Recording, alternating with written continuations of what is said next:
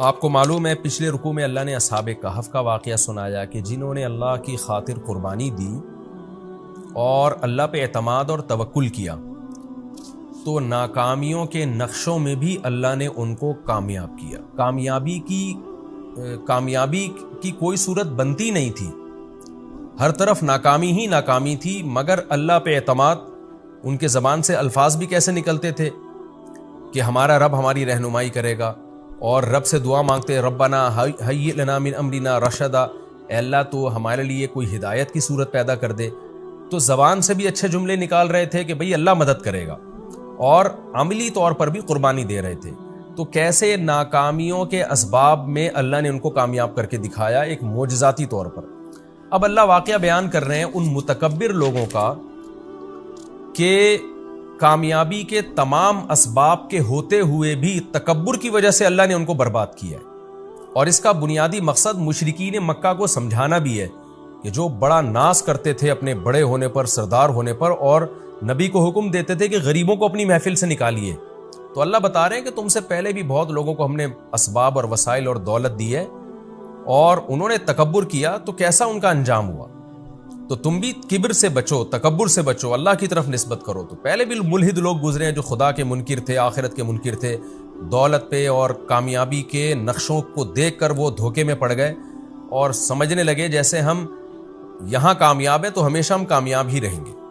اس کے لیے اللہ نے نبی صلی اللہ علیہ وسلم کو حکم دیا کہ آپ ایک مثال بیان کیجئے. وَاضْرِبْ لَهُم مَثَلَ الرَّجُلَيْنِ، آپ ان کے لیے ایک مثال بیان کیجئے دو آدمیوں کی. دو دوست تھے یا دو گپ شپ لگانے والے تھے، تو ان میں سے ایک کو اللہ نے بہت مال اور اسباب دیے، دوسرا غریب تھا. تو جو دولت مند تھا وہ غریب پر اپنی فوقیت کس طرح سے بیان کرتا تھا، اس پہ کیسے اپنے بھرم میں لینے کی کوشش کرتا تھا اس کو، اور کیسے روب ڈالتا تھا اس کے اوپر.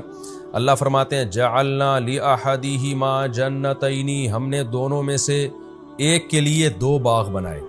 اب دیکھو اللہ تعالیٰ نے کیسا نظام رکھا ہے. دو باغ تھے تو اللہ ایک مساوات کا نظام چلاتا، ایک کو ایک باغ دے دیتا، دوسرے کو دوسرا باغ دے دیتا. لیکن اللہ تعالیٰ کی حکمت ہے کہ کسی کو بہت دولت دے دیتے ہیں، کسی کو بالکل غریب بنا دیتے ہیں. اب ایک ہی کو دو باغ دے دیے، دوسرے کے پاس کچھ بھی نہیں ہے. جعلنا لأحدہما جنتین من اعناب، انگوروں کے باغ تھے. وحففناہما بنخل، اور باغ بھی ایسے خوبصورت کہ ہم نے کھجوروں کے درختوں سے ان کو ڈھانکا ہوا تھا.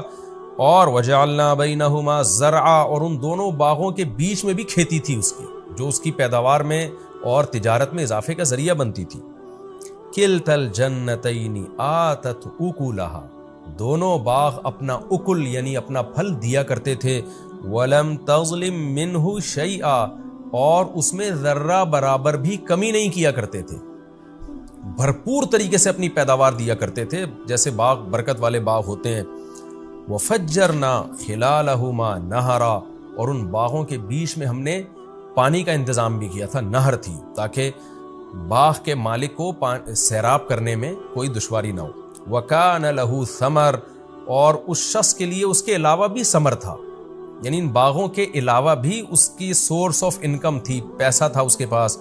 فقال لصاحبہ، اب ظاہر ہے جب باغ بھی پھل دے رہا ہے اور الگ سے تجارتیں بھی چل رہی ہیں اور دوست غریب ملے ہوئے ہیں، تو ظاہر ہے پھر دوستوں پر انسان اپنی دھاک جماتا ہے، روب جماتا ہے، ان پر اپنی فضیلت اور فوقیت شو کرتا ہے.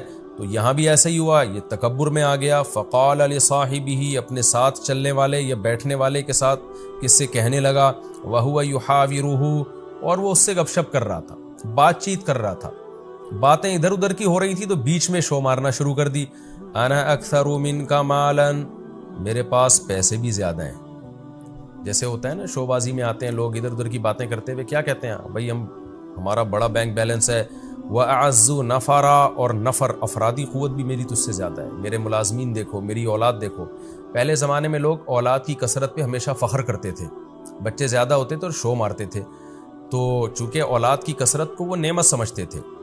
آج چونکہ فطرت سے باغی ہو رہی ہے انسانیت، فطرت سے بغاوت ہے کہ خاندانی نظام میاں بیوی کے سیٹ اپ کو چھوڑ کر گرل فرینڈ جو گدھے گھوڑوں کا کام ہے وہ کام شروع کر دیا، اور اس سے زیادہ فطرت کے باغی بنے ہیں تو ہومو سیکچولیٹی کو فروغ دینے کی کوشش کر رہے ہیں، جو مرد مرد سے اور عورت عورت سے. اور تو یہ جو نسل روکنا ہے نا کہ بچے کم ہوں، تو یہ بھی فطرت سے بغاوت ہے کہ جو چیز آپ کے لیے نعمت تھی، بڑھاپے کا سہارا تھی، اسی کو عذاب سمجھنا شروع کر دیا۔ یہب لمن یشاء اناسا، قرآن کہتا ہے جس کو چاہتا ہوں بیٹیاں گفٹ دیتا ہوں، گفٹ کا لفظ استعمال کرتا ہے، جس کو چاہتا ہوں بیٹے گفٹ دیتا ہوں، تو جو گفٹ تھا اس کو پینلٹی سمجھنا شروع کر دیا۔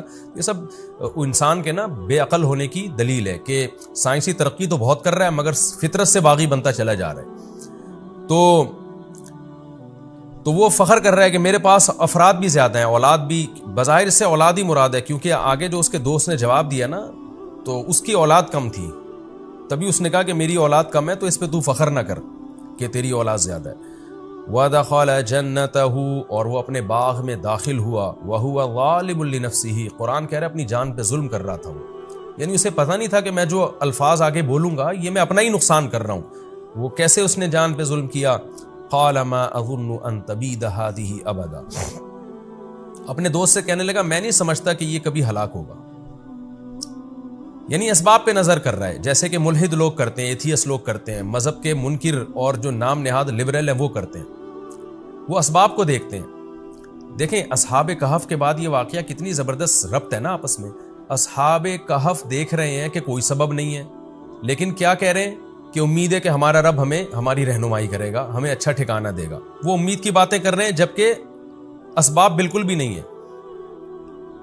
تو اور یہ کیا کر رہے ہیں کہ اسباب پہ اعتماد کر کے بیٹھ گئے ہیں، یہ کہہ رہا ہے کہ میرا اتنا اچھا باغ ہے اور نہر بھی ہے اور پانی کا بھی انتظام ہے، تو کیوں تباہ ہوگا بھائی باغ؟ یہ مطلب یہ ہے کہ اللہ کیا ہوتا ہے، مقصد اللہ کی نفی تھی کہ کوئی خدا نہیں ہے، ہمیں کسی سے ڈرنے کی ضرورت نہیں ہے، سب کچھ ہے، بارشیں برس رہی ہیں، نہریں چل رہی ہیں اور بہترین میرا بزنس ہے، تو اس کو کوئی نقصان نہیں پہنچا سکتا۔ کیونکہ اس زمانے میں بھی علماء جو نیک لوگ تھے ڈراتے تھے نا مالداروں کو کہ بھئی اللہ کی اطاعت کرو، شرک مت کرو، تو اس نے بھی وہی کام کیا کہ علماء کا مذاق اڑانا شروع کیا، یا پیغمبروں کی تعلیمات کا جو اس زمانے میں تعلیمات تھیں ان کا مذاق اڑانا شروع کیا۔ یہ واقعہ کب ہوا، کہاں ہوا، یقینی طور پر ہمیں اس کا کسی تاریخی کتاب سے یقینی ثبوت نہیں ملتا، البتہ کچھ آثار ملتے ہیں، حضرت مفتی تقی عثمانی صاحب نے بھی اپنے سفر نامے میں ذکر کیا، لیکن انہوں نے بھی اس کا تذکرہ کیا کہ یقینی نہیں ہے یہ۔ تو جب یقینی نہیں ہے تو ہم کیوں اس میں رائے پیش کریں؟ بس ہمیں یہ پتہ ہے کہ رسول اللہ صلی اللہ علیہ وسلم کی دنیا میں آنے سے پہلے پچھلی امتوں میں یہ واقعہ ہوا ہے،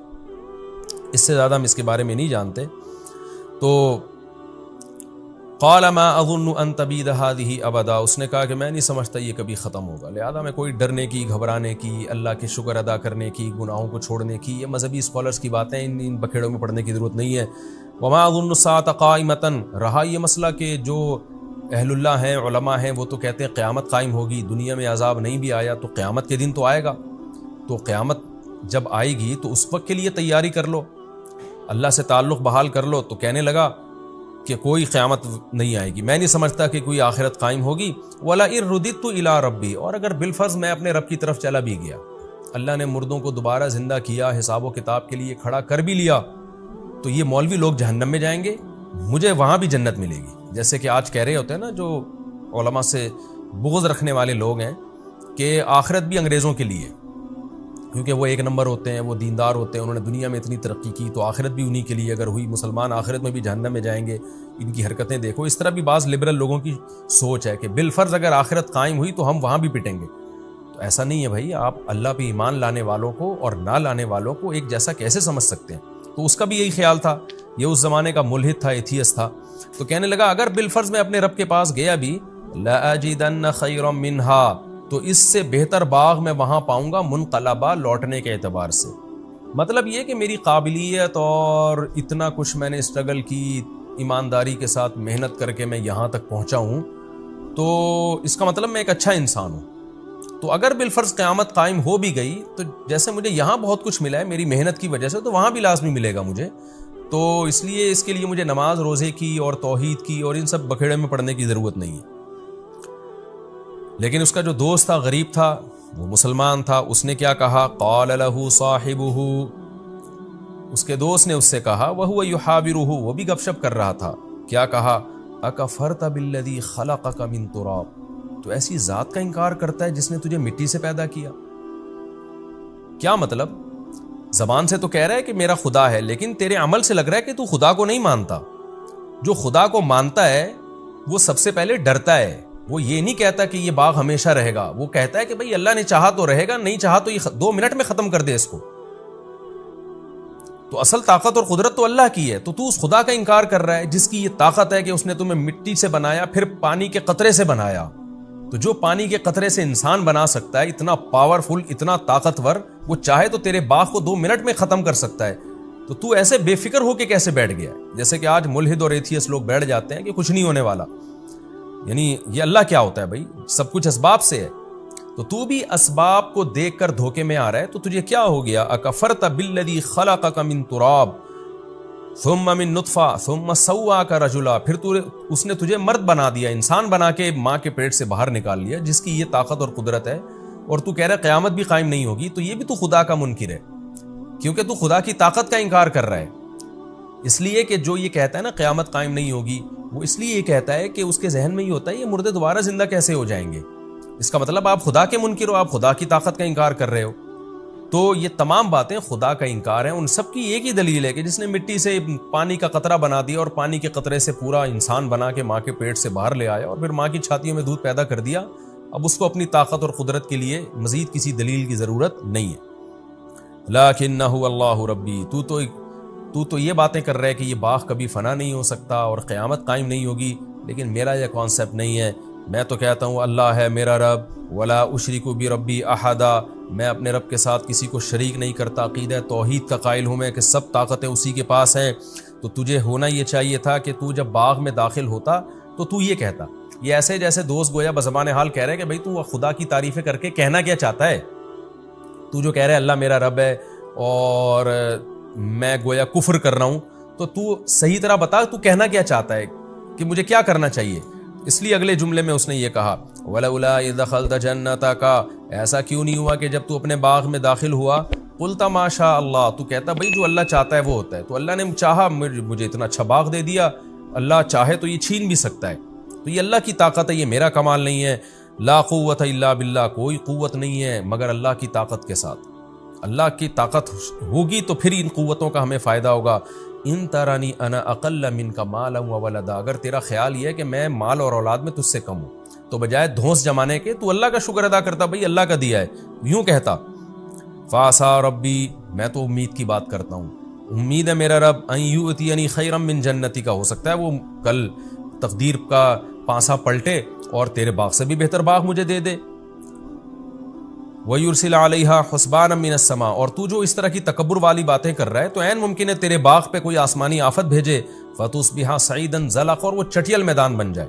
دیکھیں ناکامی کے نقشوں میں بات کیسی کر رہا ہے، امیدیں والی، کہ میرے پاس کچھ بھی نہیں ہے، آج کسی غریب کو تانا دیں تو وہ پھوٹ پھوٹ کے رونا شروع کر دے گا، لیکن اللہ بتا رہا ہے غریب کو بھی کہ بھئی بات تسلی کی کرو، بھئی اللہ نے دی ہے نا مجھے غربت، تو اللہ چاہے تو 2 منٹ میں مجھے دولت دے سکتا ہے۔ تو وہ غریب بھی چونکہ مسلمان تھا، اہل ایمان تھا، امید کی باتیں کر رہا ہے اور ڈپریشن کو ختم کر رہا ہے، اسٹریس کو ختم کر رہا ہے، تو فوراً کیا کہنے لگا، بھئی اللہ تعالیٰ چاہے تو 2 منٹ میں مجھے اس سے اچھا باغ دے دے، اور تو جو تکبر کر رہا ہے تیرے باغ کو 2 منٹ میں ہلاک کر دے، ختم کر دے۔ او یصبح ماؤها غورا، اور یہ جو نہروں پہ تو تکبر کر رہا ہے، تیرا پانی زمین میں دھسا دے اور تو اس پانی کو طلب کرنے کی طاقت ہی نہ رکھے۔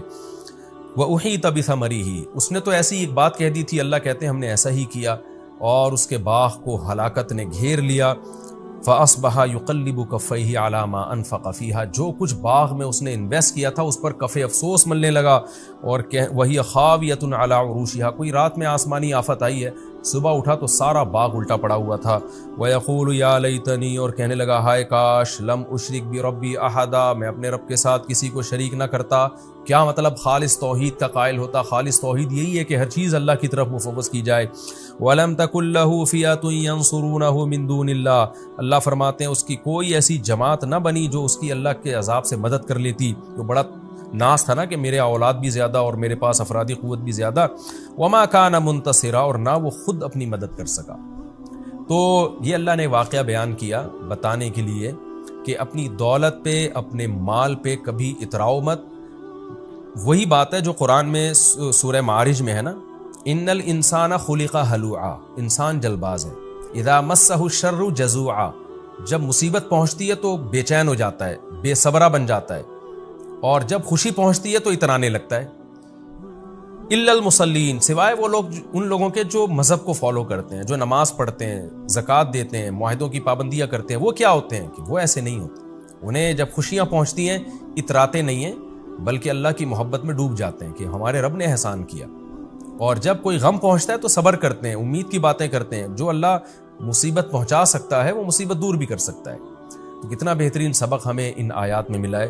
اور اس میں ملحد اور ایتھیس لوگ جو اپنی ترقی پر غیر مسلموں کی سائنسی ترقیوں پہ ناز کرتے ہیں، ان کے لیے بھی عبرت کا سامان ہے کہ آج یہ ترقی ہے، کل یہ تباہ و برباد بھی ہو سکتی ہے. ہم تو ایک بات جانتے ہیں، جس خدا نے پانی سے انسان کو بنایا یہ آٹومیٹیکلی نہیں ہو سکتا، یہ خدا کا کام ہے. اور ایسے سافٹ ویئر ماں کے پیٹ میں انسٹال کر دیے اور اس پانی کے قطرے میں انسٹال کر دیے کہ تھوڑے دنوں میں وہ ناک کان آنکھ دل دماغ جگر بن کے ماں کے پیٹ سے باہر آئے اور پھر چھاتیوں میں فوراً دودھ پیدا ہو جائے. جو خدا یہ کر سکتا ہے تو سب سے اہم ہماری نظر میں اہم یہ بات ہے کہ اس خدا سے تعلق اچھا کیا جائے، اس خدا کو راضی کیا جائے.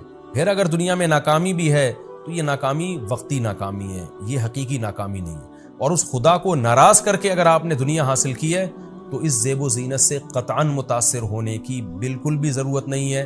قرآن بار بار کہتا ہے اللہ کا انکار کرنے والوں کا زمین میں چلنا پھرنا اور لائف کو انجوائے کرنا، اس سے ہرگز دھوکے میں مت آؤ. تو یہ ہمیں اس سے بہت اہم سبق ملتا ہے. اور دونوں واقعات جو اللہ نے ایک ساتھ بیان کر دیے نا، اصحاب کہف کا بھی اور یہ اصحاب باغ کا بھی، تو اس سے ڈپریشن بھی ختم ہوتی ہے انسان کی. کہ آپ ناکامی نظر آ رہی ہے ہر طرف، تو بھائی اللہ تو ہے نا، اللہ سب کچھ کر سکتا ہے.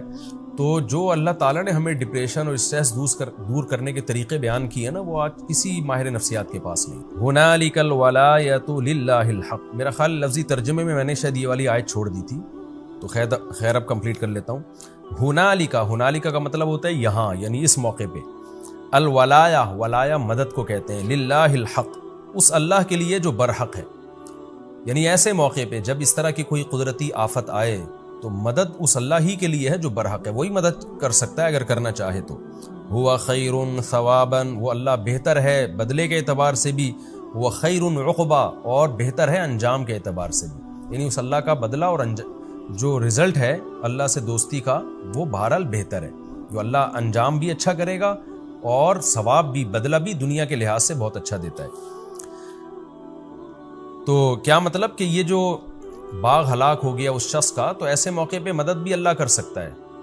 اور اللہ کو راضی کرو گے تو انجام بھی اچھا ہوگا اور ثواب بھی اچھا ملے گا. تو چونکہ اس شخص نے اللہ کو راضی نہیں کیا تو اب انجام بھی اچھا نہیں ہے اور حال بھی اچھا نہیں ہے. اللہ نے کیسے باغ کو تباہ و برباد کر دیا. یہ ہمارا رکوع الحمدللہ کمپلیٹ ہو گیا. اس رکوع میں جو ہمیں اسباق ملتے ہیں، ایک تو یہی سبق ملتا ہے کہ تکبر نہیں کرنا چاہیے. دوسری بات یہ جو ایتھیس لوگ دھوکے میں آتے ہیں نا اس زمین کو دیکھ کر، حالات کو دیکھ کر کہ قبروں سے مردہ کیسے زندہ ہوں گے، حقیقت میں ایک بہت بڑی بھول ان سے ہو رہی ہوتی ہے. اکفرت بالذی خلقک من تراب. جب بھی کوئی ایتھیس ایسی باتیں کیا کرے نا، ملحد لوگ، کہ یہ سب مذہبی باتیں غلط ہیں، کوئی فرشتے نہیں ہیں، کوئی پیغمبر نہیں ہے، کوئی دوبارہ موت کے بعد زندگی نہیں ہے، تو فوراً یہ کہا کریں اکفرت بالذی خلقک من تراب، کہ جس خدا نے آپ کو مٹی سے بنایا، پھر پانی کے قطرے سے بنا دیا، پھر انسان بنا کے ماں کے پیٹ سے باہر نکال لیا، کتنی بڑی قدرت ہے. یہ عمل تو چونکہ ہم صبح شام دیکھ رہے ہیں نا، اس لیے ہمارے لیے یہ ہم اس کے یوز ٹو ہو چکے ہیں اور یہ ہمیں اچھمبے کی چیز نہیں لگتی. ورنہ اسی کو ساری زندگی انسان غور کرتا رہے نا تو عقل میں نہ آئے یہ بات. یہ خدا کا کام ہے یہ. تو ایسے اس کے بعد بھی یہ کہنا کہ مردے دوبارہ زندہ نہیں کر سکتا وہ خدا اور حساب و کتاب نہیں لے سکتا، یہ خدا کا انکار ہے. یہ آیت بہت موٹیویٹ کرتی ہے انسان کو. اکفرت بالذی خلقک من تراب ثم من نطفہ. باقی اس رکوع سے یہ جو ہمیں پتہ چلتا ہے کہ اس شخص نے جب اس کا باغ تباہ و برباد ہو گیا تو کف افسوس ملنے لگا اور کہنے لگا کہ کاش میں اپنے رب کے ساتھ کسی کو شریک نہ کرتا. تو کیا اس سے ہم یہ سمجھیں کہ اس نے اسلام قبول کر لیا، عقیدہ توحید کو مان لیا، یا ہم یہ سمجھیں کہ نہیں وہ کفر پر ہی مرا؟ تو ہمیں قرآن و سنت میں اس بارے میں کچھ نہیں ملتا. البتہ کسی کے صرف یہ الفاظ کہ اس کو یہ افسوس ہوا کہ میں نے ایسے الفاظ کیوں کہے، یہ توبہ کی علامت نہیں ہوتی. اس لیے کہ بعض دفعہ برے عمل پہ انسان کو ندامت تو ہوتی ہے مگر وہ توبہ نہیں کرتا. تو جبکہ گناہ کی معافی کے لیے باقاعدہ توبہ کرنا ضروری ہے. یعنی انسان توبہ کرے کہ میں اب آئندہ سے عقیدہ توحید کا قائل ہوں گا اور آئندہ سے میں یہ سمجھوں گا کہ جو مجھے مال اور اسباب ملے وہ اللہ نے دیے ہیں، اور پھر اپنے عمل کو درست کر لے. وہ تو جب تک یہ چیز نہیں ہوتی اس وقت تک توبہ قبول نہیں ہوتی انسان کی. کیونکہ بعض دفعہ کافر، قرآن تو کہہ رہا ہے نا وَجَاهَدُوا بِهَا وَاسْتَيْقَنَتْهَا أَنفُسُهُمْ، فرعون کو پتا تھا موسیٰ علیہ السلام اللہ کے سچے نبی ہیں، لیکن اسلام میں داخل نہیں ہوا پراپر طریقے سے. تو کسی غیر مسلم کا اپنے آپ کو غلط سمجھنا یہ کافی نہیں ہے. مثال کے طور پر کوئی ہندو یہ سمجھتا ہے کہ بت پرستی غلط ہے، تو اس سے وہ مسلمان نہیں ہو جائے گا، مشرک ہی کہلائے گا جب تک کہ عملی طور پر اس بت پرستی کو چھوڑ نہیں دیتا، اعلان برات نہیں کر دیتا وہ. تو یہاں بھی ایسا ہی ہے کہ اب ہمیں نہیں پتا اس نے توبہ کی یا نہیں کی، کر لی تو اللہ معاف کر دے گا اس کو آخرت میں، اور چاہیں گے تو اللہ دوبارہ دنیا میں بھی باغ دے سکتے ہیں، چاہیں تو نہیں دیں، وہ پھر اللہ کی مرضی ہے. لیکن ہمیں یہ بہرحال پتہ چلتا ہے کہ پہلے زمانے کے کافر لوگوں کو بھی بہرحال احساس ہو جایا کرتا تھا. جب باغ تباہ ہو گیا نا تو اس کو احساس ہوا کہ میں نے غلط کیا. لیکن آج لوگوں کے دل اتنے سخت ہو چکے ہیں کہ آسمانی آفتیں اور عذاب دیکھ کر بھی عبرت حاصل نہیں ہوتی، اور اپنی غلطیوں پر ندامت کے لیے بھی تیار نہیں ہوتے. یہ بھی ایک بہت اہم بات ہے، اس سے بھی ہمیں ڈرنا چاہیے.